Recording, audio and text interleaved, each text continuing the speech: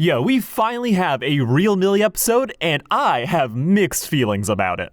So I'm not gonna beat around the bush on this one. I have complicated thoughts about ghosts, you know.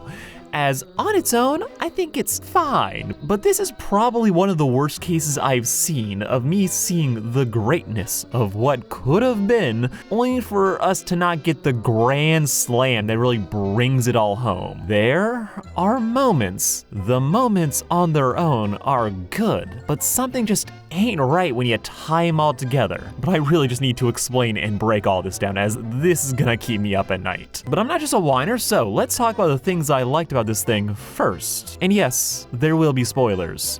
I need your help. But first, a word from my sponsor, me. Look, I did a video ranking all the goth crushes, so go check that out if you want anything else Halloween themed. Also, don't forget to subscribe.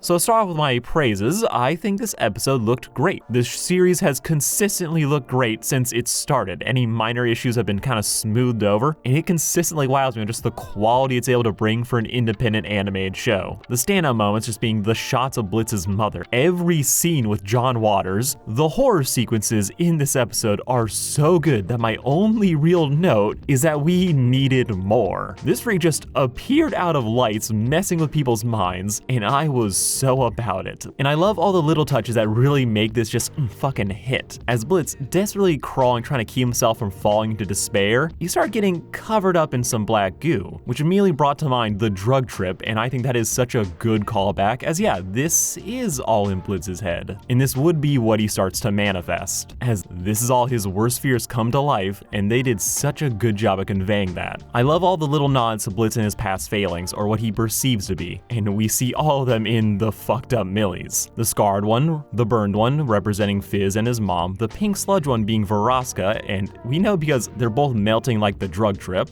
the angelic arrows covered one representing both his fear of just how he has sucked Imp into so many fights like with the cherubs, and not to mention past issues with Stryker, who is now using them to kill people, plus similar ones like how Millie got fucked up during the Harvest Moon Festival and he was unable to stop it, trusting Stryker only for this to bite his friends in the ass. And Blitz would take this personally because he believes that he personally ruins everything. And I love that. I love those little touches. And I do in fact enjoy seeing Blitz down the dumps, as he may have talked about wanting to change an apology tour, but following through on that is the actual hard part, and he's kinda failing at it. Defaulting instead to self-pity and shopping, Blitz being miserable is this show's bread and butter, but he's never been this visibly depressed for this long around the rest of Imp, who don't know how to handle it. Moxie is freaking out about money, Luna is just along for the ride, and Millie is trying to be supportive, but even she is starting to hit her limit, even as Blitz abuses the emotional support punch cards. Which, truth, I didn't find the comedy of this episode to be that great, but I do think the visual gags were all on point. Though again, shout out to John Waters for being just a stellar, nasty little freak, with the animation just making him such a delectable villain. When he is torturing Blitz, I think this show is really in its bag, with the fight at the end being pretty dope. The Scooby-Doo references also very much appreciated. Kinda like Millie and Luna having their first genuine convo in what feels like the entire series. Like sure, they have banter, but Millie is usually being passive-aggressive referring to Luna as the dog. But for Millie to cut through all the bullshit and just ask, "Can you do this for me?" was a solid, cute little scene. And I appreciate that, especially since it didn't have to be there. Millie? Also, yeah, another win, though I will get into how this episode handled some aspects of just the narrative. But I do appreciate that this little underfed queen is getting her due. The Millie Blitz backstory, I think it was good. Yeah, fine, love the outfits and the fight, even if it does feel a little bit like an action movie flashback. So much that I kinda wish they leaned a little bit more into that energy. But overall, I really enjoyed the scenes of this episode. But that's kind of the thing.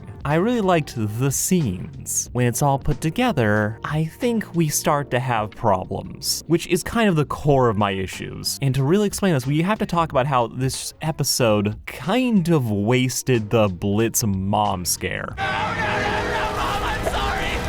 Mom, please. Blitz's mom has been the specter that has haunted this entire season. Blitz broke down at the sight of her in the season 1 finale. Every episode since then has basically just hammered home how fundamental her death was to who Blitz has become. All of his self-loathing, all his fear that he is the thing that ruins people, it's been shown that his mom's death is the root cause of all of it, as Blitz accidentally set off the sequence of events that killed her, and he has never forgiven himself. So when we got promotional images of Blitz's mom being in this episode, I was hyped, as I thought if they're gonna go there, it had to be phenomenal. They couldn't just throw her in, reopen these old wounds, only to just walk away from it. Well, watch this. Look, here's the thing. On its own, I like the scene of Blitz getting tortured by the ghost, by these visions of Millie who all represent his previous failings. Blitz's mother was supposed to be his safe harbor only to burn in front of him. That is just like a really good idea, and even if I knew something was coming, I still thought what we got was cool. However, the fact that this is immediately swept under the rug, Blitz, emotionally distressed, runs out, and we cut straight to Millie and Blitz's backstory, it kind of renders what should have been one of the most haunting moments in the series to kind of feel underwhelming. We cut away so quickly from this into Millie telling Blitz how much he's meant to her that it kind of kills the emotional devastation of what just happened. Like, in a nutshell, I think my biggest issue with this episode is that in isolation, I think these scenes do work. However, when tied together, they're only serviceable and tend to trip over one another rather than improving the whole. Rather than building to what I think should be the grand emotional climax of Millie and Blitz coming together, fighting past their issues and getting the fucking W, instead what the episode actually ends up doing is a series of stops and starts that end up making the episode feel like it's repeating itself. We have Blitz hit an emotional low after seeing his mother. Millie lifts him up. Blitz hits another emotional low because he's possessed. Then Millie lifts him. Are you okay? Oh wait, sorry, that doesn't actually happen. Instead, what we get is Blitz getting tortured, then ridden out of the climax, as Millie uses the power of these hands to beat the demon out of him, with us getting another emotional reconciliation afterwards. In my personal unprofessional opinion, I think that the backstory should have been incorporated into the fight. That Blitz, instead of going from the mom to pick me up, keeps getting tortured or possessed. He keeps having his fears played out in front of him, and we keep having to wallow in that misery. Then, when Millie shows up and they have the fight, we can then trigger the memories of how they met. That she can tell him how much he still inspired her, that he made her life better by being in it, proving that he doesn't just push away or ruin all of his relationships. This could be the impetus he needs to break away from John Waters' control, giving us a grand emotional catharsis for the both of them, rather than what feels like just an action scene that, while cool, doesn't hit me in the feels nearly enough. Yes, there is something to the idea of Millie incorporating Blitz's devil-may-care attitude to not let John Waters drag her down or play into her insecurities. However, while this could work, it's hampered by the fact that Millie is still underdeveloped. It means that rather than her rejecting a mindset that we've really seen her deal and struggle with, we see her reject the thing that we just found out she had 3 minutes ago. Unhappy Campers touches on the idea that Millie feels like she's only valued for her strength. Stryker won't shut up about how imps are mistreated and looked down upon, so it makes sense that Millie would have suffered from this as well. However, Millie's fight at the end, for me, underwhelms, as it doesn't really have the emotional weight it needs for me to care or feel like this was the best way we could have handled it. I've always had the critique that Millie's character has so much potential, but most of her big moments just end up being primarily action scenes, which are fine, they're cool. She's really good at killing people. But her being cool doesn't make up for the fact that she isn't really the most interesting or fully fleshed out character. So this episode does do things that I like in trying to give her more depth. We see again how she is the emotional rock of her team and how she maybe enables Blitz just a little bit. But then she gives a good pep talk and we kind of get the scope of how her life has really changed since she met Blitz. This final fight, the supposed climax, doesn't really do what it needs to make this conclusion really work. John Waters' attempts to get into Millie's head is reduced to heckling. She doesn't give a fuck about what it says, and yeah, it was cool that she grabbed the punch, but because she isn't brought low or seemingly affected by his words, Millie doesn't have anything to overcome emotionally. The ghost is calling her a brute, saying Blitz only values her for her strength, only only for her to not believe it and to just use her strength to beat John Waters silly. Now let's say that this isn't the point of the finale. Say it's Blitz's belief that he pushes everyone away, that Millie is his last holder on, and it's Millie's continued faith that we're supposed to applaud. Well, that still is underwhelming. This episode still isn't doing everything that it needs to, as we've already fucking seen Millie forgive him. She's already said she's gonna stand by him. She got heated by Blitz's antics, dipped for a second, Blitz started spiraling, Millie gives him the backstory and says she's here for him. So when we're doing all this again later, Millie ends up feeling like she's just saying nah to the bad guy, and that doesn't really feel like a triumph to me. If they really wanted that to work, then we need to see Blitz react to what Millie says, to see how her words affect him on the inside and how that helps him free himself, rather than just focusing on how good Millie whoops ass. We can say how meaningful this must have been for Blitz, but we don't see it, as this episode needed to restructure itself to allow that grand singular climax, rather than just two weaker ones, which, now that I think about it, this is the same shit that happened with the Fizz reveal, where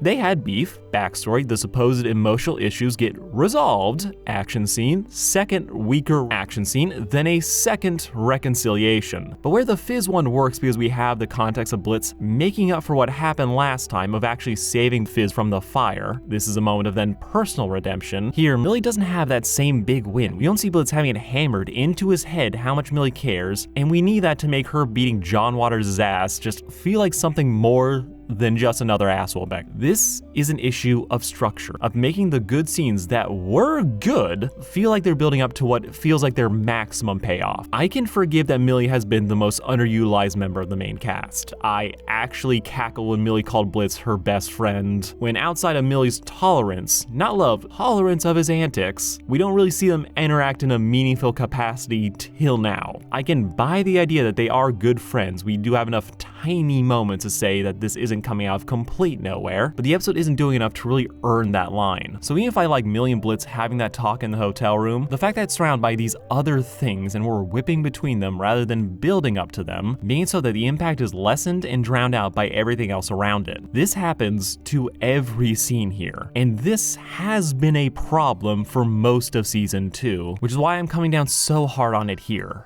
And just do the breakdown. Seeing stars is fun and I like the individual scenes, but it does feel weird to take Stolas' panic over his daughter being gone and to ignore that to let Blitz indulge in a sitcom. X's and O's builds up Moxie finally standing up to his father, have him kinda do it, then knock him the fuck out, and then Millie kills everyone. Western Energy keeps cutting back to the bullshit Luna's at the vet storyline, even though it does nothing for the story except create tonal whiplash. And if you think this is an intentional choice to show how Blitz thinks Stolas can't be hurt, well, that's a great justification, love that headcanon, but that does not make the episode better or the whiplash less neck-breaking. Meanwhile, Unhappy Campers required me to do a warm-up before I had to stretch to justify how clunkily Barbie Wire was tacked on to the story, on top of just how painfully unfunny it was. Oops, already brought up the repetition thing and how it's not maximizing its own emotional finale, the mid-season finale with Mammon. Actually, I think that one's fine. I don't have any problems with it. Full Moon, the Cherubs have fuck all to do with the Stolas and Blitz story, and it feels like filler. The gang saving the day wasn't foreshadowed, and if Dork doesn't come back in a huge way later, I cannot fathom why this is how we decide to spend our time, because it is doing nothing for the finale of the episode. It is just fun scenes that don't build to a greater whole. Helluva Boss Season 2 struggles with this. While there is so much to like, it is so often less than the sum of its parts. This, to me, is an issue of structure, of the script always being one draft away from finally bringing it all together to build up to a great conclusion, when instead we just get good scenes that end up undercutting each other or blowing their load too early. I can understand the rationale for some of the decisions here, that we didn't fully establish Millie's insecurities, so we kind of need this backstory midway through to incorporate it into the finale. However, having it all done in one massive splurge kills the momentum of what Blitz was going through after his mom. It makes Millie staying by Blitz feel like a repeat, and I just think that this show could be so good if we just move some things around. The people on this show are so fucking talented, so it drives me up a wall when I see them just come so close, but it just isn't clicking, and that I find more frustrating than anything else. Like, I don't love that everything we learn about Millie is only brought up because of how it relates or was affected by Blitz. It's the Unhappy Campers problem of, it's about Millie, but really this is a Moxie episode, but that's a compromise compromise I'm willing to make. I think Millie, just get her in here more. She can be so fun. What I'm not so forgiving of anymore is wasted potential. Yes, the season isn't finished and being wrong is my kink. However, Helluva Boss is going to run for another 30 episodes. And I think these things need to really hit to prove that this is the best way to tell the story that they wanted to tell, and to show that its choice to prioritize Blitz's trauma and Stolas over Imp shenanigans was the best one. But again, the episode on its own, it's fine. The cracks are obvious here, and it's nothing we haven't seen before. I'm praying that they stick the landing on the finale, and I'm really hoping that season 3, the show will hit its stride. As something to keep in mind, season 2 was written literal years ago. I'm sure the team has grown since then, and I'm curious to see how they and the franchise will continue to change and evolve. Also, I just realized that this is the first episode Brandon Rogers wrote solo, which does make the structure issues make a little bit more sense. Like, the dude is hilarious, but every episode before this he was on, it was a co-write.